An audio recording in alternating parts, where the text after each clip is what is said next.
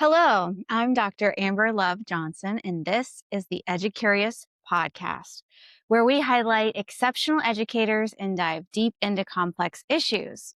Today's guest is Alona Robillard, and she is back for round two. She's been on the podcast a while back and been doing so many exciting things that I want to talk to her again. So, welcome to the show again, Alona. It's great to have you. Hi, thank you for having me again. So I want to welcome you, but also kind of get up to speed on what you're doing in life right now. Well, I'm still in Panama City Beach. I'm still at West Bay Elementary.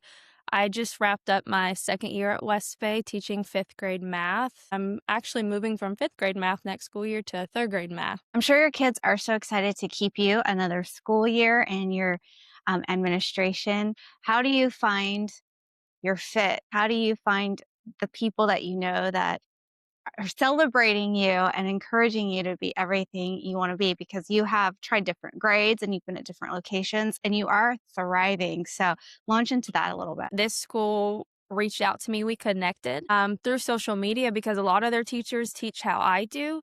But even then, I was also looking around. I'm in a club RCA chat and I was like, well, is there any local Florida teachers? I was just doing my own research. And looking at schools, doing a deep dive on their Facebook. Well, what kind of teachers do they have? What kind of celebrations do they have? Is it a culture that I want to be a part of? But really just praying and have God leading my steps in my journey. So you said culture. What is your workplace culture like? It's amazing. We're a family first. I truly mean this. I could be in fifth grade doing something awesome, and then all of a sudden the pre-K teacher will hear about it and say, oh my goodness, I heard what you did. You're amazing. We celebrate each other, we lift each other up, and we help each other. So like if I'm doing a room transformation or if I need help hanging something, I can go on email and say, hey, I need help. And then I have 6 teachers at my door trying to help me. It's one of the best places I've ever worked at. Talk a little bit about your room transformation. You described it last time when we spoke, but it's incredible and it's something that I watch closely when I see your post on social media. It's fantastic. So I do room transformations I try to do every other month or at least a few times a year. I don't like to overdo it, but I look through my standards, maybe the ones that are kind of boring for me to teach or the really, really difficult skills. And that's where I do the transformations to kind of goose them in the learning, because and also on those days, I make it really, really difficult because when they're having fun and they're engaged and it's meaningful, they don't realize how hard it is. But sometimes it takes months to create. Sometimes it's just a spur of the moment. Just over the weekend, I had this idea. The last one I did was a Marvel theme that I dressed up as Black Widow, and we had to fix a time machine so we could go back in time. So they're solving all these clues, which unlock puzzles that they had to put together to go back in time and find all the Infinity Stones before Thanos wiped out half the population. What sparked your interest in these room transformations? Well, that one, Disney. I went to Disney. I rode Guardians of the Galaxy for the first time. And I was like, oh my goodness, this has to be a math activity. We're doing coordinate grids at the time. And so I scattered the scones throughout the school, and I had teachers helping me, and they were like the guardians of the stones. And so not only were they unlocking the math problems and solving the riddles to unlock the puzzles, then they had to go locate all of the stones throughout the campus. You have created everything yourself, and it's incredible. Are you able to share that with other people? Do you share like curriculum ideas or project ideas on social media or other platforms to help inspire others? Mainly post on my Facebook right now and on my Instagram. I want to do I want to post videos kind of like what you do in a way. And I would love to start recording videos of myself and maybe post it on YouTube or TikTok. But really, I just collaborate with the people on my team or even on other grade levels. And there's some times where, because I've taught fourth grade and I've taught other grades. And so teachers who are currently in that position I used to teach will reach back out and say, hey, I'm doing decimals. Can I see what you did on the decimal diner or when you did the Texas Roadhouse activity? And I'll just send it over and share with them. But mainly, I have a great team, and so we collaborate a lot. Like I paired up with the ELA teacher this year, and we did a Narnia transformation. All right, Alana. So you're having tons of fun in your class. The kids are excited, and you're able to see the student engagement in real time. How do you demonstrate that engagement when we're talking about having to show the results for all of their learning, the assessments, the tests, the report cards, that sort of thing? So we build up to those transformations, so it's not fluff, it's not just fun, but the stronger your tier 1 instruction is, and that's what I focus on, my tier 1 instruction. How can I make that highly effective? How can I engage them when we're doing just whole group lessons? So the stronger your tier 1 instruction, the less tier 2 and the less tier 3 kids that you're going to have. And so I make my tier 1 as strong as possible, so I don't have a need to do small groups. I don't have kids that need to go into tier 2, tier 3. But also I don't teach to the test, and I don't have them memorize or regurgitate information. I kind of step back and look at the bigger picture. So when I'm creating my instruction, I'm really focused on critical thinking, rigor content, but also pairing it with meaningful and instructional content as well, but also having them be able to discuss and justify their reasoning. So if they're solving a problem, I will question them. And I'm like, okay, why? Why did you solve this? Can you walk me through your thinking? And then sometimes I'll be like, okay, so you multiplied, but could I have done this instead? Why couldn't I have done this and this? Can you tell me why exactly you multiplied those two numbers? What does that mean? What does that tell us? Or sometimes I'm just like, okay, I agree with you. Now, can you create two different solutions to that same problem?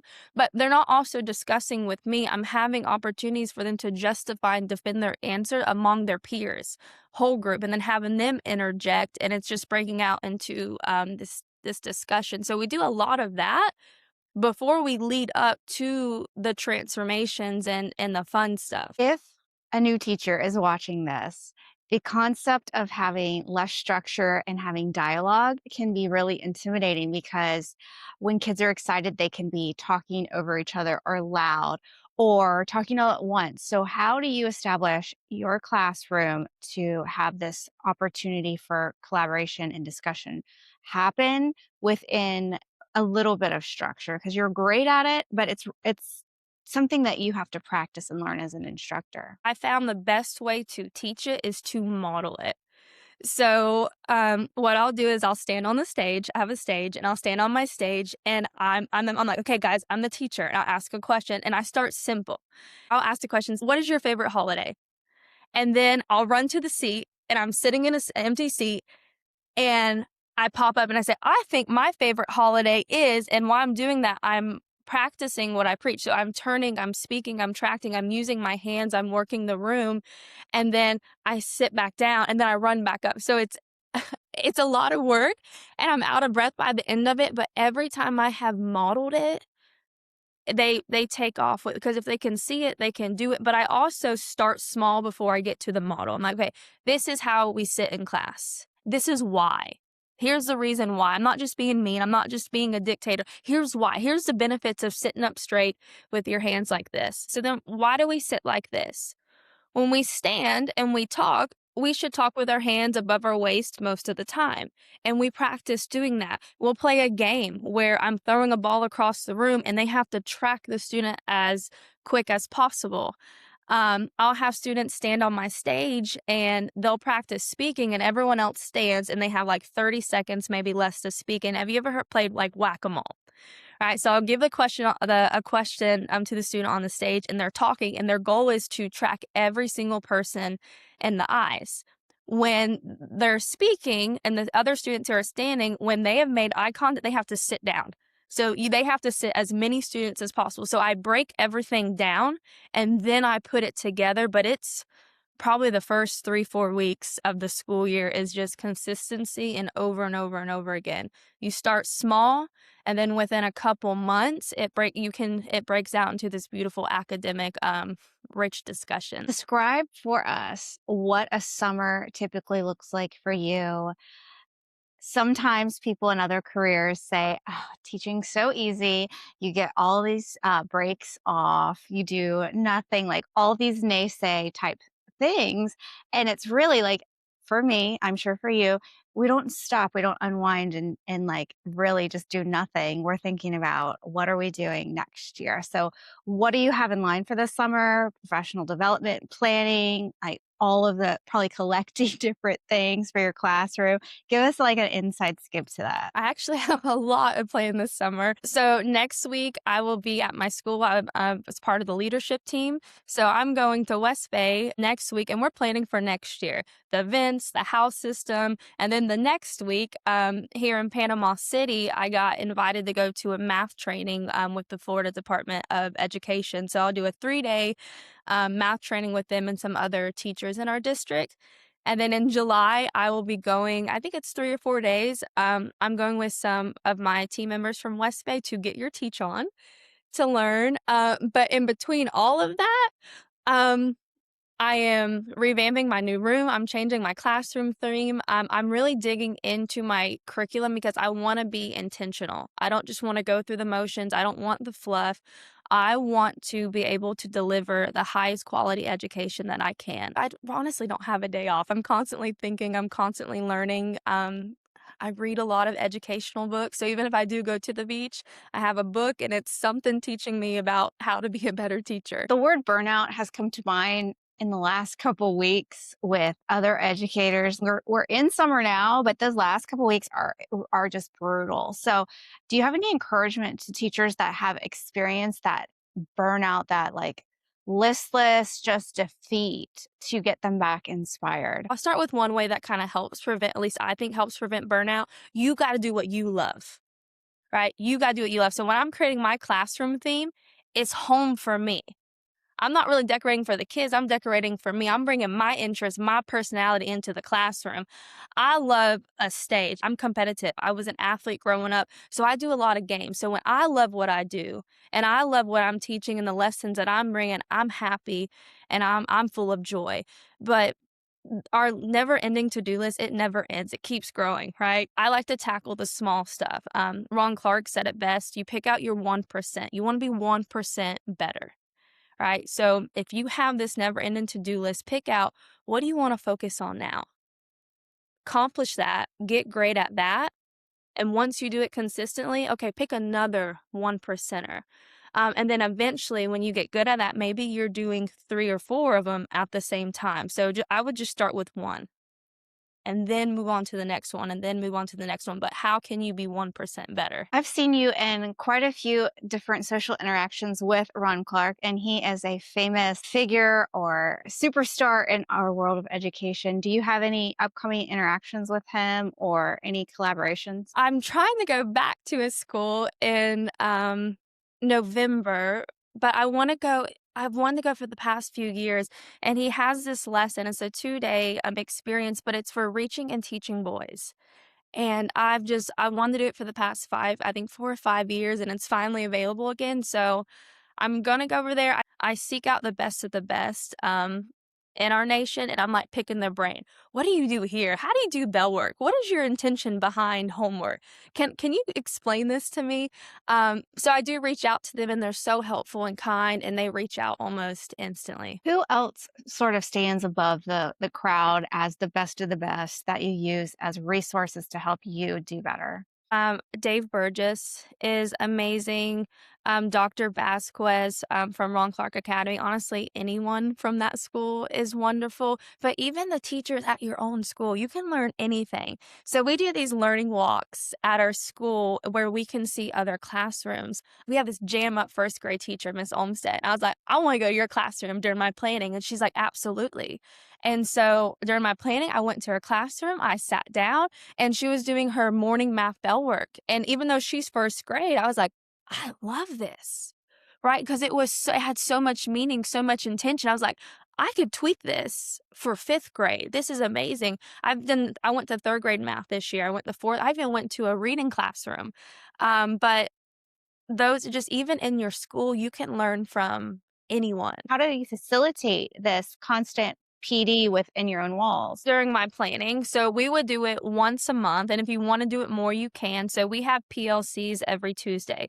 So One Tuesday, we'll go and instead of meeting with our team, we'll just go to that teacher we want to visit. But you can go more, you can go during your lunch, you can go during planning. It's just when you have time. And sometimes the schedules don't align. So our administrators are amazing and they'll either pop in and cover your class for 20, 30 minutes or find someone to cover it, just so you can go grow and learn from the other teachers at your school. What are some of your most popular activities that resonate with the kids, whether it's this type of bell work works the best or this type of room transformation works the best? What are like some go to top productions in your world? So I think some of my best lessons are just during whole group. Nothing fancy, nothing hanging up. It's just me and my kids. And it's how you work the room. They're kids. You only maybe have 10 to 15 minutes to engage them based on how old and young they are. So I do a lot of chants. I do a lot of callbacks. And a lot of teachers, they will stay kind of glued up to that board and they don't want to walk around the room and go past that invisible barrier. I'll walk around and I'll circulate and I'll draw them in and I will change the tone of my voice. But through chants, through engagement, we use drums in the classroom. I know a lot of times, yes, the transformations work and the math games and the competitive force, but if you were to walk into my classroom at 7 o'clock in the morning, my kids are on the edge of their seats. We're doing chants. We're dancing, doing the math. We have a lot of math songs. They're on the edge of their seats and they're just having so much fun, but there's no games. There's no streamers, there's no LED lights, there's no one in costume that day. But I love my whole group so much. And it's really taken me a few years to fine tune that to get to where I am today. So, speak to that year one teacher. They just finished the first year and they're like, oh gosh, there's so many things to learn. What do you recommend biting off that first chunk for year two? Classroom management is so important. Get your routines, get your structures down, even like down to how they come in the door. Do you ask yourself, do you want them to sharpen a pencil? When do you want them to sharpen a pencil? Even those little things. And some stuff, if you think a kid should know how to do it, they probably may not know how to do it. How do you want them to go to the restroom? But also consistency. What is your behavior plan? So I would really nail down the classroom management part. And then I would move into looking into how can I make my tier one instruction highly effective and rigorous while also providing opportunities for critical thinking and discussion, classroom management, and then your instruction. How can I engage while having rigorous content? We are familiar with the tiers. Can you explain tiers to someone who might be unfamiliar with those teaching breakdowns? Tier one instruction is your whole group instruction. So when I'm just on my stage teaching, that's my tier one instruction. Everyone's receiving that instruction. Tier two instruction is when you get more into your small groups where you have to pull kids back based on needs. For math, it's different. It changes by skill. And then tier three instruction, that's when you have those kids either get pulled out or you have someone come in and they're providing a little bit deeper instruction. The stronger your tier one is, you're not going to need a lot of small groups in tier two. And you're not going to have, if you have maybe barely any kids getting pulled out for that tier three instruction. Let's jump back into how you do classroom management and student behaviors. Just outline a day in your class from them coming in to them doing whole group to them doing lessons on their own. So time is important. I don't like to waste any second. If we have 90 minutes, we are working bell to bell. So as soon as that first bell rings, I'm at my door, I'm greeting them, but then they go to their seats. They're walking at a quick pace. Their binders and our cubbies, I have people pass them out within probably 1 minute. All binders are passed out. They're unpacked, spiral notebook open, and they're already answering the bell work questions. I give them about 4 to 5 minutes to answer it. As they're done, they walk around, they circulate, they help each other. When the 5 minutes is up, they're in their seat within probably 10 seconds or less. And then we're going over that bell work. From bell work, we go into whole group instruction. My whole group instruction is not a long time. It's maybe 15, 20 minutes. And then maybe from there, depending on the day, we'll do independent, we'll do partner work, we'll do group work. It just kind of depends. And then we kinda just close out the day, but even when we're closing out the day, it's quick, quick, quick. You really got to beginning of the school year, I time them, and we practice. So when they're unpacked, they're in their seat, book bags up, binders out, probably within a couple minutes or less. So there is no learning loss, but again, this did not happen overnight. You gotta pick out what 1 percenters do you want. And so my 2nd year of teaching, it wasn't like that.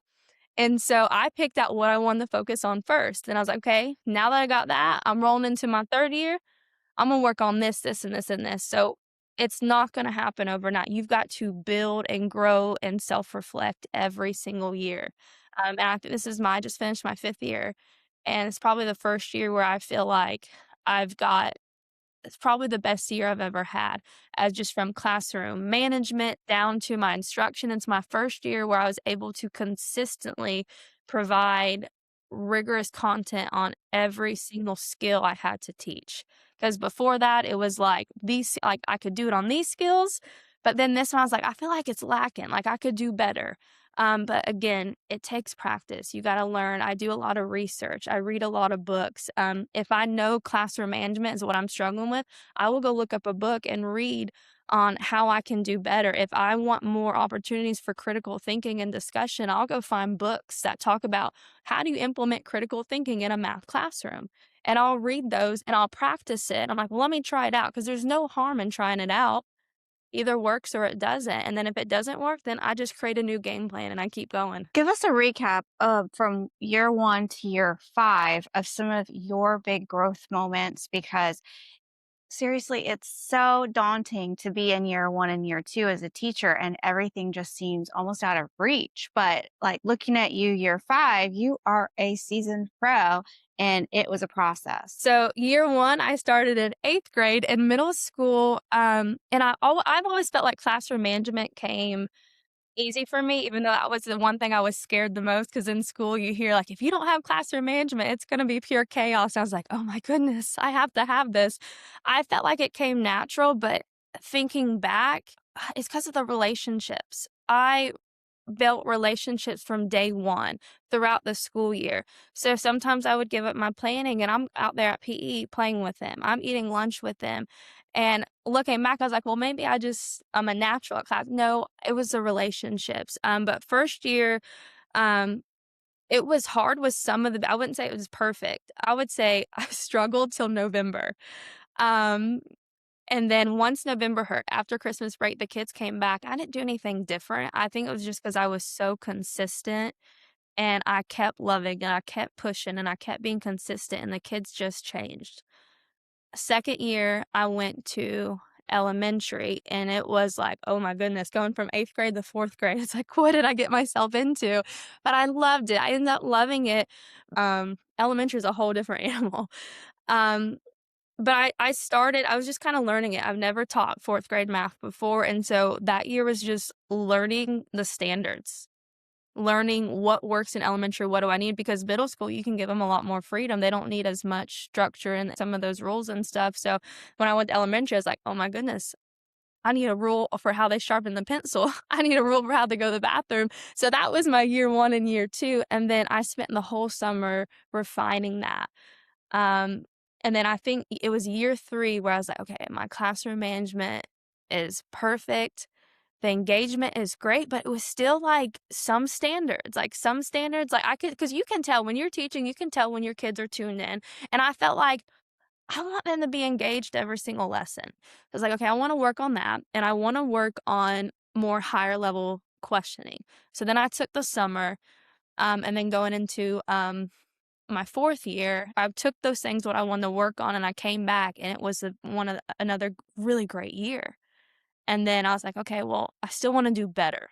I still wanna do more." And so this year, like I said, was the first year where it just felt great. It felt good. Everything I've been working up towards to this point, it's great. I still have stuff to learn. I still have stuff to work on. I'm a lifelong learner. I'm always gonna wanna be better. The world is changing. Our kids are changing. What works for me now may not work for my kids next year.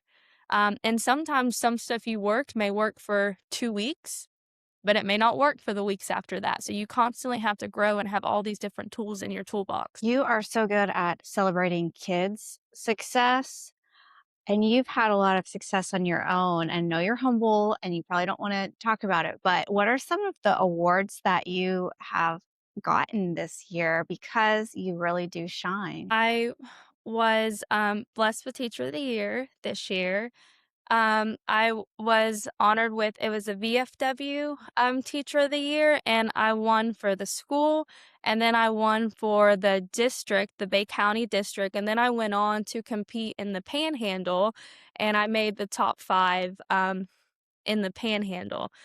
I was the superintendent came and awarded me the seal of excellence. Even just the test scores this year, our kids ended on 91% proficiency. I teach, I think, about 70 kids. So, it was a great year. I was blessed. I was loved a lot. It was every year's a great year, but this was really a great year. What do you want to see administrators do to support other teachers in your school and your system? My admin that I have right now, they're our biggest cheerleaders. But for me personally, I just want I see you. I don't need the honors and the awards and the glory. I just want maybe randomly come up to me. I see you. I see the work you're putting in, and that's going to keep me running for the next few months. But just being intentional, maybe randomly writing a note and put, Miss Stevens has done that. I would show up to work, I check my mailbox, and I have a note for her. And she's like, I'm so proud of you. You are doing so great. I saw this lesson and it was amazing. But just speaking life and words of encouragement for me, that's enough. Just knowing I am seen, I'm valued, I'm respected, and that will keep me going for months.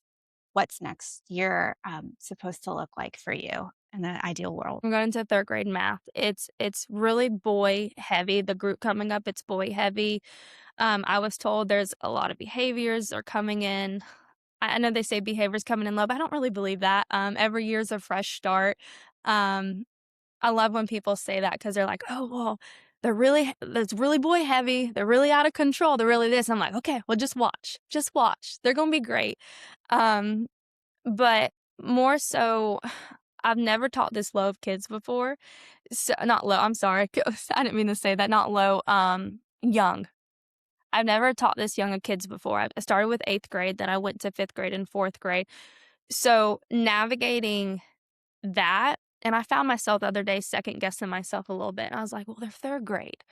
They're young. Can I really have high expectations with 3rd grade? Like, can I be as high as I was with 5th grade? Because they're coming in from 2nd grade. I'm like, Alana, what are you doing?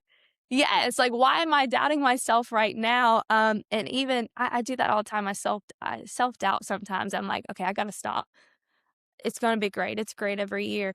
But I'm like, no, they need high expectations. And every year that I've taught to the top, and I refuse to lower the bar, not just with academics, but with teaching soft skills and my expectations down from how they enter to how they address a teacher to how they even hold a conversation.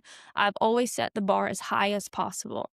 And it's always worked. So I'm like, why am I second guessing myself now? I'll have a new team, which I know the team and they're going to be amazing. So I'm excited about that. But navigating a new team, a new grade level that's younger, um, but also learning the standards because I've never taught 3rd grade before. So taking the summer to really dig into them and understand what is it asking? What do they need to know? How can I make this culturally relevant? How can I make this have meaning? How can I make this have depth? So really just kind of fine tuning that as well. Can you expand on that phrase you just used, culturally relevant? So culturally relevant is something I started tweaking on probably about 3 years ago.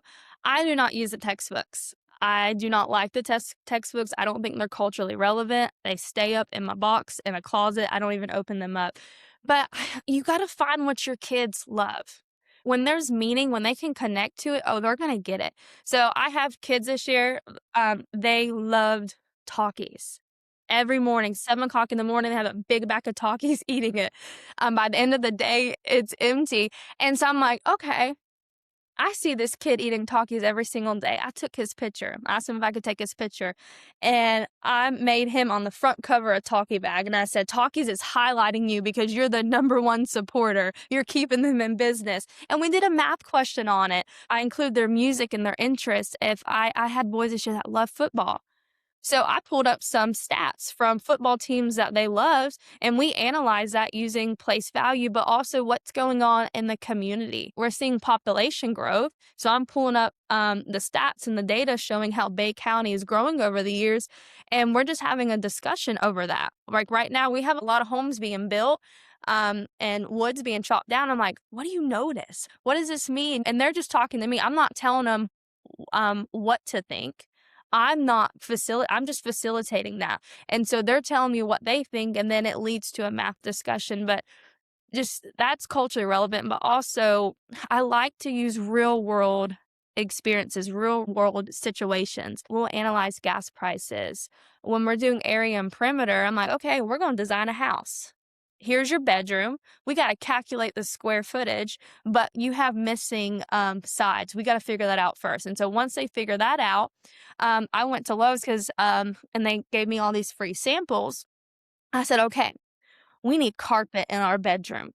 We got to know how much carpet we need. And so they're calculating that. Okay, so now let's go to the Lowe's website. What rugs, what carpet do you want? Okay, you want that one, you want the blue one. Okay, well, how much is it? Oh, it's $5 per square foot. Well, how much is that going to be? So now that you got the carpet, what paint do you want? And so they're searching the website. Oh, I want a pink wall. Okay. Well, how much paint do you need? You figure that out. How much paint do you need to cover all 4 walls, and how much is your total cost? And then I'll be like, okay, bedroom's done. We're going to move on to the kitchen. I think we should have a backsplash.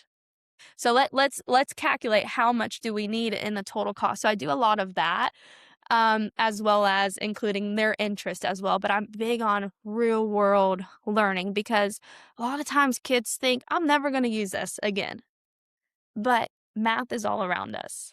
Learning is all around us. So if I can bring what's going on in the community and in this nation and bring it in, then they're going to go out in the real world. They're going to be like, oh, I do use fractions when I'm cooking with my mom, when I'm helping my dad build this thing outside. Oh, I am using area and perimeter. I am using measurement. So just seeing them that, hey, math extends beyond the 4 walls of our classroom. So, talk about your experience with student behavior and how to harness that passion, because to me, that's gold, into something that is productive instead of detrimental. I've dealt with all the same challenges that other educators have. I've always taught in a Title I school. There was a couple years where I taught in a D-rated school. And so my kids coming up to me in 4th grade, I've heard all about them from everyone. And they were frequent flyers. They were running out of the classroom. They were flipping desks. They were going from 0 to 100. I know every year we use a slip like, oh, these are the kids you're inheriting. But I'm like, I don't know. I'm gonna change that. Like that does not define who they are. They are made for so much more. And there's a reason why this behavior is happening. And so I'm going to figure that out. And so it's just building those relationships. And the ones who I know may give me the most troubles, I love and I love and I love. And a lot of times they have this wall. Maybe they don't trust you as much, and you don't know what's going on outside of school, that it's affecting their behavior. Usually, the most difficult kids I've noticed have the biggest wall. They don't want to let people in. They want to be tough because you let people in, then you may get hurt, and you may get emotional if they disappoint you. And so you got to show those kids that it doesn't matter what you do. I told a kid this once. That's actually my first year of 8th grade, and it was 2 or 3 gentlemen. And I just kept pushing. I went up to them. I said, listen, you can you can do this, but I'm always going to love you. I'm always going to push you to be your best. I don't care what you do, what you say. I am here for you. It doesn't matter what you do. I'm never going to forsake you. I'm never going to abandon you. I'm here because I see the greatness that lives inside of you. And I just push and I love. And then eventually that wall comes down and like, oh, she's not going to leave me. She's here. She really does love me. She really does support me. It may not take a week. Sometimes it's taken me a few months. But the thing is, every single child has greatness living with that inside of them. Other people may not see it. They may not see it themselves, but I see it. I see their future and I teach for it. So I'm not going to let a child who may be disruptive at first, I'm not going to ignore him. I'm not going to leave him behind. I'm going to figure out what's going on and how can I help him or her. So, advice to a newer teacher who has a couple disruptors: what's a good way to engage them so they still feel seen and heard and loved, but also it's not derailing the entire rest of the classroom? I never stop instruction to deal with a behavior. I use proximity. I'll go down to him and I'll teach him. I'll just casually go up and say, "Hey, I need you to do better. I need you to do this." It's worked for me every single year, but I deal with it outside. I'm not stopping my instruction. I'm not stopping my class time to deal with behaviors, to get on a child. I will address it later. And so when it gets to a time when we're moving to independent work or partner work, I'll call that student back and we just have, what's going on? Why are we doing this? But I'm still holding them accountable. I'm still having those high expectations. Okay, what should we do? Okay, well, okay, so here's the thing. We're going to have silent lunch now. And here's why. Or you're going to come in and we're going to have detention and here is why. So I never raise my voice. I never yell. It's a lot of self-reflection and going back and forth. Why did we do what we did? How can we do better? How can we prevent that from happening? What are my classroom expectations? What are the essentials that we're supposed to follow? Which ones did you break? Okay, but you're still going to have consequences. We're still going to have this, but I'm not coming down. I'm not a dictator. I'm not yelling. That's just what's worked for me. I haven't done anything fancy. I don't do tickets or treasure boxes or giveaway stuff. It's just having those high expectations. My kids know the more mature you are, the more adventures you're going to have. So if you want those transformations, you want this, you got to show me that. But I also treat them like adults. I give them that freedom and I let them sit where they want, because when we're adults and we go to meetings, we don't ask, "Hey, excuse me, can I go to the restroom?" No, we just get up and we go. When we're having a discussion, we don't raise, "Hey, so can I add on?" No, we speak what we want to say. So I kind of bring in what we do as adults into the classroom, and they love the freedom and but they do know if you overstep, you're going to lose that freedom. And maybe we're going to have to go back and put in some rules and some procedures. But just what's worked for me over the years. Do you have any closing thoughts or information you'd like to share to help other educators? Is there unwinding this summer?